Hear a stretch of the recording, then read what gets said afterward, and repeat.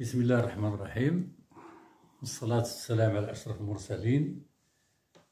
أوجه التحية لجميع الأخوات والإخوة اللي تفاعلوا معنا بشكل إيجابي، وتفاعلا مع واحد المجموعة ديال التساؤلات اللي طرحوها بعض الإخوان والأخوات. نحاولوا نخصصوا هذه الحلقة للإجابة عن هذه التساؤلات وهذه الأسئلة اللي طرحوها.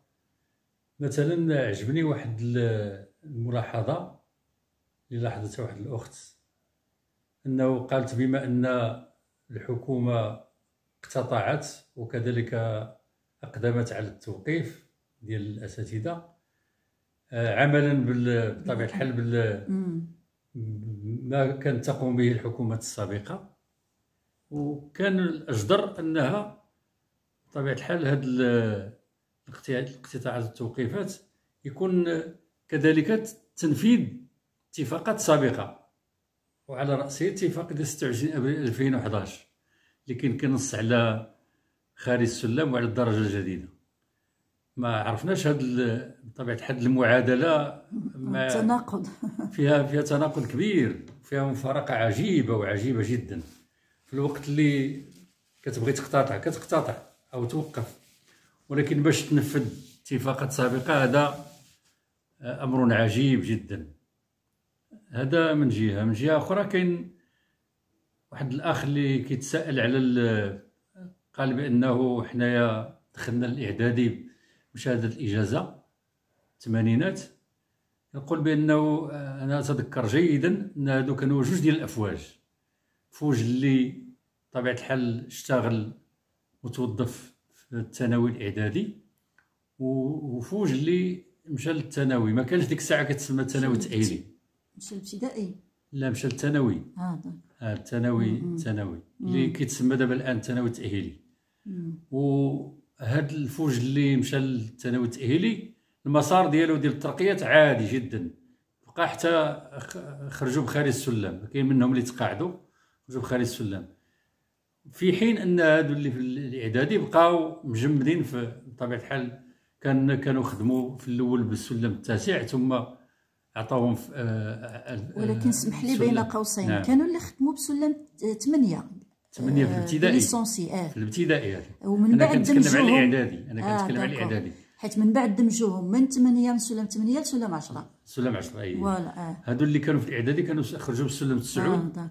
داروا المراكز، داروا واحد السنه المركز التربوي الجهوي وتخرجوا بالتسعود، ومن بعد النضال ديالهم هما رقاوهم للسلم 10، وثم في سنه 2000 ترقاو للسلم 11. 2000 سلم 11 وبقاو مجمدين في هذا السلم. وكاين في بطبيعه الحال اللي في الاعدادي اللي ما كانش عندهم اجازه وبقاو كيناضلوا. طلب منهم النضال من 2000 حتى 2005 في اطار لجنه اساتذه الاعدادي اللي تحولت من بعد الهيئه الوطنيه للتعليم. طلبت منهم 5 سنين ديال النضال، و5 سنين ماشي سهله.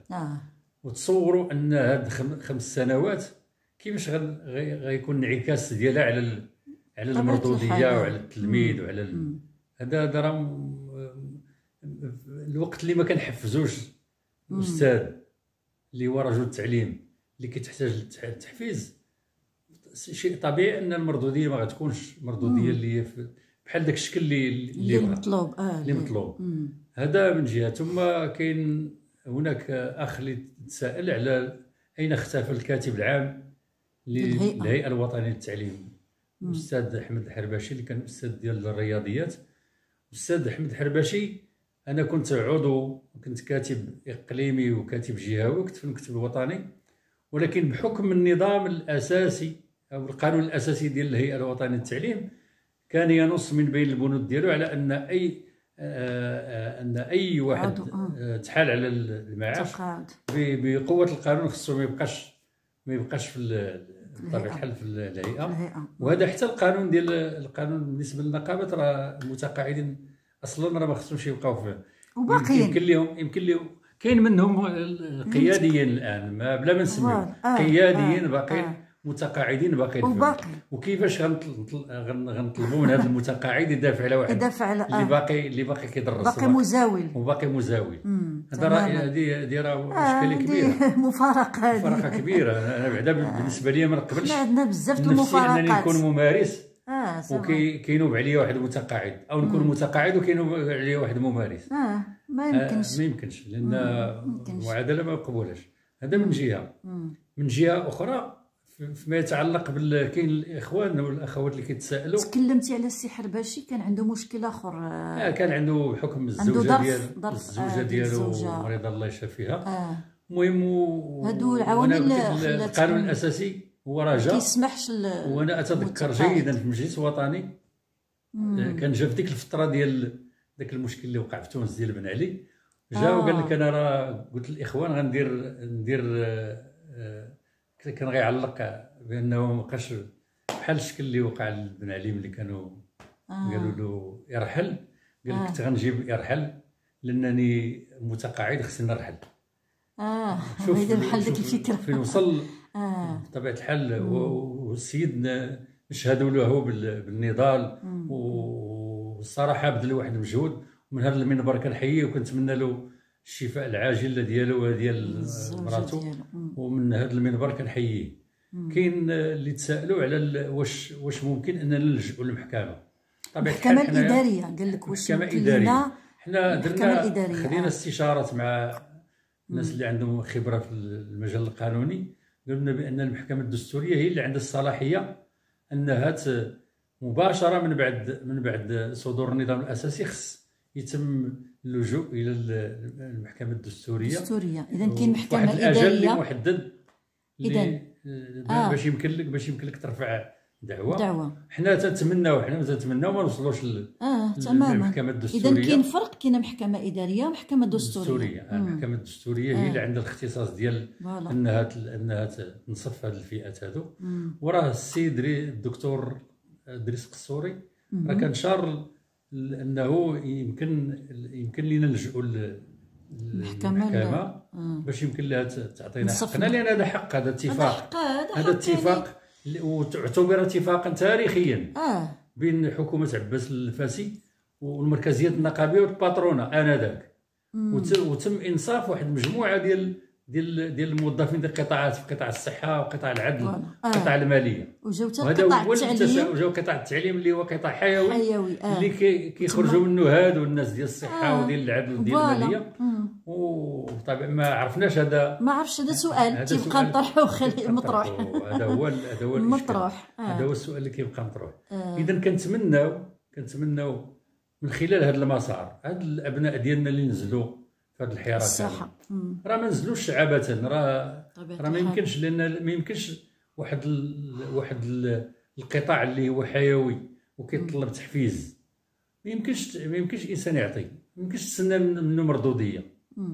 وقطاع اللي تكون عنده الظروف مهيئه مناسبه ويكون الاجر ديالو على الاقل كيتناسب مع هذا ارتفاع الاسعار المهول. هذا هو اللي كنشوفوه دابا. وانتم دابا لاحظتوا، الا لاحظنا كاملين جميع بان فوقاش بدا هذا الحراك راه بدا مع الغلاء ديال الاسعار. تماما. لان ما بقاش، لان حنا كنا كنعرفوا بانه نساء ورجال التعليم كانوا كيتصنفوا في الطبقه المتوسطه.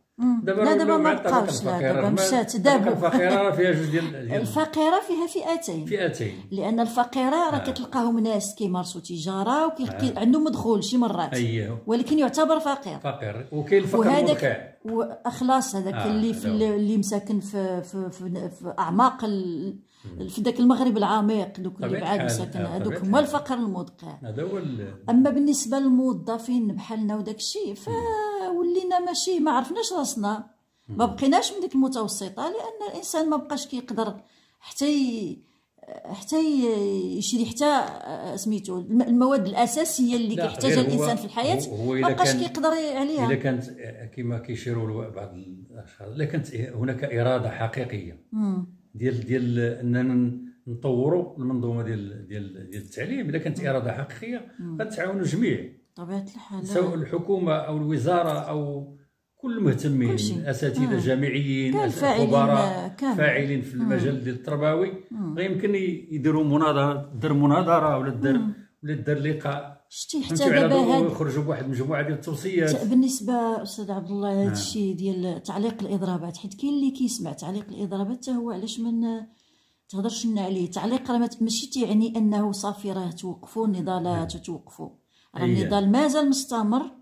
على ذكر هذا التوقيف، راه دار واحد الاعلان ديال التنسيق الوطني، وانا عضو فيه، وحضرت لواحد اللقاء عن بعد تناظري واللي راعينا فيه مجموعه. هذا راه جواب نيت هذا الشيء اللي قلتي، جاوب على واحد الاستاذ كان طرح شي سؤال بحال هكا من هذا الاتجاه. كنطرح سؤال هو ما عرفش بان التنسيقيات اللي انت فيهم انت عضو في التنسيق الوطني راكم خدامين، يعني راه تقريبا دائما كاين واحد الاخ اما عن بعد ولا كيمشيو، يعني راه هنا الناس اللي في التنسيقيات راه كيناضل على حسابه، يعني على حساب جيبو، على حساب صحته، على حساب غير دابا على ذكر هذه الملاحظه اللي عطيتي، انه كاين حنايا بطبيعه الحال هاد لي كومونتير، هاد التعليقات هادو راه مهمين، ولكن باش تكون عندهم الفاعليه ديالهم هو في الساحه النضاليه. ملي نزل الانسان للساحه، حيت حنا كلنا معنيون. غير واحد القضيه كلنا معنيون على ذكر هذه المساله، نشير لك لواحد الله سبحانه وتعالى عطانا في التكوين ديال الجسم ديالنا جوج ديال الرجلين. علاش؟ باش نتحركوا بزاف، وجوج اليدين باش نخدموا بزاف، وعطانا جوج الودنين باش نسمعوا مزيان، ياك؟ وعطانا فم واحد باش ما نهضروش بزاف. سبحان الله، فهمتي؟ حنا دابا مع الاسف الشديد انا تنقولها كنطلق حتى من نفسي، اننا الشفوي عندنا اكثر من سورتو عند العرب بصفه عامه. الشفوي كيغلب على اكثر من التطبيقي. ولكن انا من هنا لما كيجي التطبيق كيبقى يعطيك الاعذار ولا يقول لك انا ما يمكنليش. لا، هنا ملي كيكون نضال راه كيخص الانسان يضحي. شنو هي التضحيه؟ راه الناس بكري ضحاو. علاش النصارى لي زيترونجي علاش كتشوف نصراني كبير واخا كيعتبر راسو راه الي اوتونوم وقاد يتحرك وقاد، غير حنا اللي غير شويه نعيا ولا عندي بنتي ولا حق عندي ظرف معين، راه انسان يلفو ساكريفي، خص الانسان يضحي باش متقاعد جايب كروسه. فين هو المبرر لهذاك اللي عنده؟ فوالا راه لا يعقل. جا قلتي لي راه شي واحد جاب الكروسه، جاب كروسه جايب باش يناضل في النضال قدام الوزاره. النضال خصو تضحيه. كاين اللي جايين بالعكاكز، ما خصوش اعتذارات. كاين اللي كيدير الدياليز، وكاين اللي عنده الكونسير، ومع ذلك مساكن جاو كيجيو. علاش؟ تيقول لك لان خصني نجي الحق. وملي تيكون واحد الكثره راه مهم ان ماشي تكون على واحد المجموعه. بحال واحد المره حضرنا انا وياك في واحد الوقفه قبل ما يبدا الحراك، الا عقلتي. لا الحراك كان ديك الساعه يلاه بدا واقيلا، كان يلاه بدا في الرباط. مشينا درنا وقفه وكانوا دوك حاملين دوك الدكاتره اللي ما مدمجينش في سميتو. كان ولكن كان العدد نورمالمون كان ما كرهناش، وكان العدد كثير ديال الناس كاع. هو دابا انا دابا خدت واحد التجربه، علمتني تجارب مجموعه ديال الحوايج. انا خدت واحد التجربه ديال النضال من 2000 حتى 2005، حققت لينا بعض المطالب المهم على علتها، ولكن على الاقل كان جواب على كل ما غيمكنش تحقق كل شيء. ولكن وكذلك ناضلت في انا ودرت انا حارس عام لمده 10 سنوات. كنت كاتب عام ديال الجمعيه الوطنيه للحراس العامين والنظار. راه من 2012 وحنا تناضلوا، وبقيت مع الاخوان حتى 2022 عاد بداو يتكلموا على التسويه الوضعيه ديال هي فاش خرج هذا الاطار ديال المتصرف التربوي.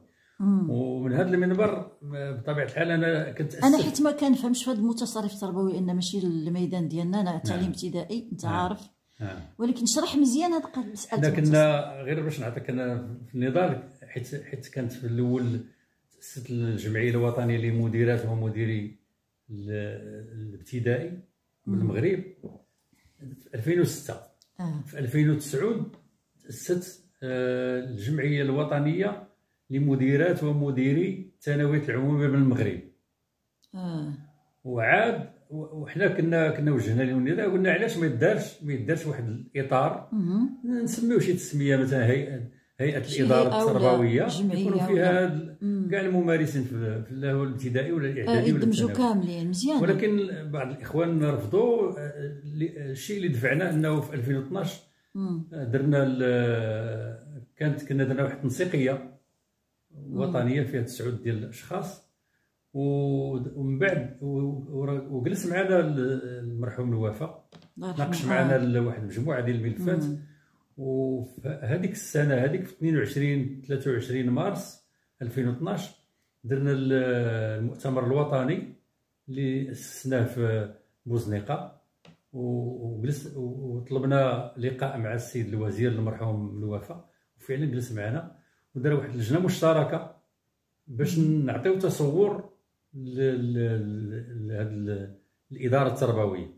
ومن بين المطالب اللي كنا كنضمنوها في الملف الطلابي وهو الاطار. اول مطلب هو الاطار، لانه كان عندنا غير تكليف، عرفت استاذ مكلف بالحراسه العامه ولا بالاداره ولا بالاداره ما كانش اطار بحال المفتش بحال ديال المصالح الاقتصاديه ولا. وجلسنا دارت واحد اللجنه مشتركه، تقريبا جلسنا 9 ديال الجلسات كانت ماراثونيه مع الدكتور، كان الدكتور يوسف الازهري، كان واحد الاستاذ عبد الله قاسي، وخرجنا بواحد التصور ديال الاداره التربويه. مع الاسف الشديد هاد الاخوان هادو اللي جاوا لانه كان من بين المطالب انه يفتح مركز ديال تكوين اطر الاداره التربويه. هي فاش داروا المسلك عقلت فاش ولاو تيتخرجوا 5 كانوا كيجيو عندنا باش كيديروا التطبيق عندنا في المدارس. جاو عندنا واحد المجموعه ديال داروا التطبيق تاع عندنا، ولكن مع الاسف الشديد شي اخوان معاهم ولا اخوات بطبيعه الحال تيقول لك بان هما داروا تكوين هما كذا الى اخره، ونساو بلي داروا التكوين راه كيديروا عندنا حنا تكوين. حنا راه كيديروا انتقاء اولي وجاو حتى عندنا حنا داروا تكوين عندنا. كنديروا حنا كان ديك الساعه كان انتقاء اولي قبل ما يكون مركز، انتقاء اولي وكتكون اللجنه ديال المصاحبه، وعاد كيكون بحث ميداني ولا تقرير، وثم كيدار اللجنه اللي ديال الاقرار في المنصب، كتسمى اقرار المنصب. الاخوان اللي في الاداره راه تيفهموا هذا المصطلح هذا. وانا كنت كنقول لهم واش نتوما غديروا عندنا الوصايه، علما اننا حنا اللي ناضلنا باش نتوما وصلتوا. بالعكس خصكم تشكرونا. علاش لا؟ كلشي بحال الناس غير شويه دايما تيحس هذا هو اللي كيخلق مشاكل. ما بغيناش نكرسوا الفئويه. بحال لان اي واحد في قطاع التعليم سواء كان في اداره ولا كان في ممارس في القسم ولا بحال راه كنا اسره واحده، كلشي كيهمو الامر، كلشي داخل في واخا. انا مثلا من الناس الضحايا اللي ما استفدتش من الاطار، رغم انني ضحيت سنوات راه تقريبا، ورغم انني وحيد. نتوما ملي تخرجتوا تقاعد تحيدت لكم داك تعويض الاداره؟ لا ما بقيتش محسوب على وليت محسوب على صندوق التقاعد. يعني كيتحيد داك التعويض. كيتحيد التعويض. انا داك عاد تعويضات، فرق بين الاجور والتعويضات. بطبيعه الحال يعني بقى عندك بحال نفس كيف بقيتي في القسم كيف بحال عام شرا من الشوز. هادشي اللي كتحيد غير داك سميتو شي حوايج شي امتيازات. ما داكشي عادي هو نورمالمون. لا انا خلاصه القول اش بغيت نقول. المهم باش ما نطولوش على الناس بزاف، الحديث طويل وشيق. ولكن شوف الاسئله الا بقى شي سؤال ديال بعض هي اسئله وجيهه، ولكن مهمه بزاف. راه باش تكون عندها فعاليه هي في الحضور في المحطات النظاريه. خص يكون حضور مكثف باش للعلم انه راه الاخوان والاخوات راه كيضحيو بوقتهم وعطيو لقاءات واجتماعات. خلي السفر الدار البيضاء الفاس انت لاحظتي فاش كانت هذا الحراك. انا شفت نساء مساكن اللي عندهم وليداتهم، وشفت اللي مخليه راجلها، مخليه والديها، مخليه هذا مريض، مخليه وجاو مساكن وتحملوا مشقه السفر، والاكثر من ذلك ماديا وجسديا وكل شيء. اللي قطعوا عليهم راه كانوا كيحضروا باستمرار باستمرار وعلى حسابه ماديا والتعب النفسي والجسدي وكل شيء. ومن هذا المنبر انا كنعاود نكرر التضامن ديالي مع جميع الاخوات والاخوه اللي تعرضوا للاقتطاعات، كلنا بحال هذاك الشيء اللي كاين. كلنا وحنا راه هنا الاشاره نفس رغم اننا بلغنا واحد السن اللي كنهضر معاك راه عندي 69 عام. رغم ذلك لا بلدان اخرين رغم ذلك بحكم الخبره اللي عندنا في الميدان ديال التعليم سواء الابتدائي ولا الاعدادي ولا هذا، راه اش غنقول لك، راه حنا درنا خاطرنا ولو اننا صافي حنا ما كيهمناش الامر، يعني ما حنا ماشي حنا اللي كونسيرني، ولكن والله العظيم ملي بدا الحراك لا علاش معنيين لا غير تنقول لك الا سورتو حنا كنهضر على هادو اللي مساكن اللي نزلوا الساحه، سورتو المزاولين مازال حنا متقاعدين شويه، كنقول يمكن بلوزو موا بعدا ماشي بحالها، ولكن هادو راه مساكن الحراك راه فيه حتى المتقاعدين. عرفت غير انا كنقول لك اللي تكرفص بمعنى الكلمه هو الناس اللي مزاولين، نعم، وخصوصا هادو اللي عاد شباب طالعين، وهادو الناس راه تكرفصت وجات من المدن وداروا شتي داك الاضرابات. على ذكر هاد المساله قلتي كان واحد الاخ تا طرح سؤال قال لك اين اختفيتم؟ كيتكلم على المتقاعدين من غير نصحح له راه كاين اتفاق ديال 26 ابريل 2011 كان خطا، هو دار 2026. المهم هذا خطا كتابي. مساله اخرى انه قال اين اختفيتم؟ راه من 27 يوليوز طبيعه الحال 27 ما حطات ولا ما حطات، حنا كنا متحفظين باش نكونوا واضحين مع الاخوان، راه قلنا حنا كنا متحفظين ان تكون نقابه مع داخل الحراك، حيت النقابه بوحدها والتنسيقيه بوحدها، ما بغيناش شي حد يركب على الموجه. وراه فعلا راه داكشي اللي وقع، راه هادشي اللي وقع. راه قلنا باش دخلت لا في الاف ان. انا راه كنت درت واحد الملاحظه، اخشى ما اخشاه ان تخرج النقابه من النافذه لتدخل من باب الواسع، وداكشي اللي داروا تماما. علاش؟ وحنا راه بحكم التجربه ديالنا والخبره، علاش كنديروا هاد الاستنتاجات وهاد التوقعات؟ هذاك الشيء علاش حنا دابا من خلال هذه القناه كنتمناو نكونوا على الاقل كنوروا هادو الاساتذه اللي باقين يلاه جداد وفي الميدان واللي ما عندهمش تجربه بزاف، راه كلهم تبارك الله عليهم، راه كاين دكاتره كاين اساتذه مجازين كاين، يعني تا هما راه عندهم يقولوا، ولكن الخبره ولا التجربه والممارسه راه كتزيد تخلي بنادم يحتك ويكون عنده اكثر، زعما يقدر يفيد اكثر. انا راه بغيت نشير لهم غير في النضال ديالنا ديال لجنه الاساتذه الاعدادي، راه طلب منا 5 سنين. تصور السنه الاولى ما قصناش فيها التلميذ نهائيا، كنا دائما خارج اوقات العمل. وقفات الحجاج الوطنيه كنا كنديروها على راس كل شهر نهار الحد باش نبلغوا رسائل. اولا كناخذوا بعين الاعتبار الاخوان ديالنا، لان ما يمكنش لهم كل مره يمشيو، ما يمكنش لهم كل مره يناضلوا، ثم كنراعيو الاقتطاعات. والسنه الثانيه عاد درنا السويعه ساعه، كندخلوا مثلا 8 9 10 كنجلسوا في المؤسسه كنعتصموا، ومع ذلك جاتنا استفسارات، جانا امر بالاقتطاع، وتم الاقتطاع ديالنا في عز الصيف. يلا في الوقت اللي انت باغي شهر يوليوز، في الاخر ديال شهر يوليوز جاتنا اقتطاعات. وكاين واحد الاستاذه باقي نتذكر، ما عرفتش باقا حيه ولا الله يرحمها، كنتذكر لقات 20 درهم في الراتب ديالها بسبب الاقتطاعات اللي تمت، علما ان الاضراب حق دستوري، وحتى النقابه كانت. المهم باش نلخصوا هذا الشيء، المهم كنتمناو الاساتذه اللي رجعوا دابا مؤقتا، حنا عرفنا رجوع مؤقت الاقسام ديالهم، والحمد لله حنا الاساتذه قادين انهم يستدركوا كاع داكشي اللي ضاع بالنسبه للتلاميذ. لا هو دابا اللي كاين في الساحه وما يروج، حنا لانه بالنسبه للاخوان حنا كنطالبوا بانهم يرجعوا بدون قيد او شرط، بلا ما يتحالوا المجالس التاديبيه. بطبيعه الحال، حيت راه سمعنا بانه كاين هذا موضوع اخر. شتي يا سي عبد الله، خلينا نعطيوه لهذا الشيء، كل حاجه نعطيوها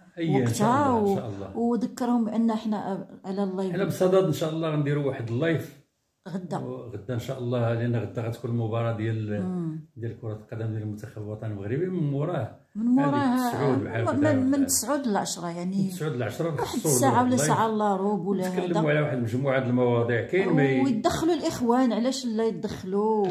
باش يكون غني، يكون على الاقل الانسان كيطرح كاع. وعاد غنحاولوا ان شاء الله اذا كان نستضيفوا ان شاء الله سي زهير بولا وسي ان شاء الله عبد الوهاب السحيمي.